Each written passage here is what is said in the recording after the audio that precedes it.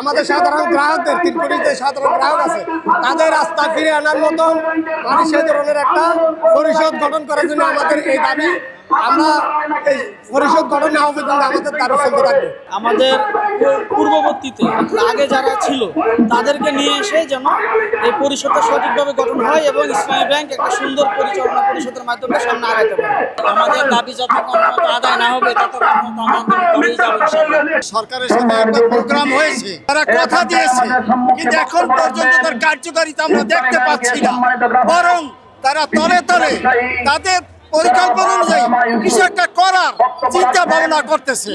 আমরা এর বিরুদ্ধে আমরা সবসময় রুখে দাঁড়াবো। আমরা আমাদের আন্দোলন চালিয়ে যাবো ইনশাআল্লাহ। আমাদের 7 দফা দাবি আছে, এই দাবি পূরণ করে নেব, তাহলে আমরা উঠে যাবো ইনশাআল্লাহ। ইসলামের মতো এই ভূমিদস্যুরা এই দেশ থেকে চলে যাক, আবার ব্যাংকের মালিকেরা ব্যাংকের প্রকৃত মালিকের কাছে ফিরে দেবে।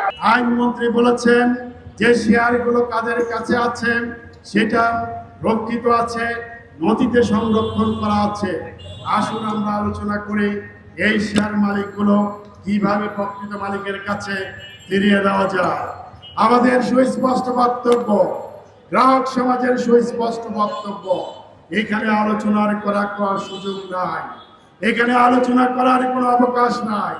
যারা 2017 সালের আগে এই শেয়ারগুলো ধারণ করেছিল, যাদের কাছ থেকে শেয়ার নেওয়া হয়েছিল, কেড়ে নেওয়া হয়েছিল শেয়ারগুলো, তারাই প্রকৃত মালিক। তাদের কাছে এই মালিকানা হস্তান্তর করতে হবে।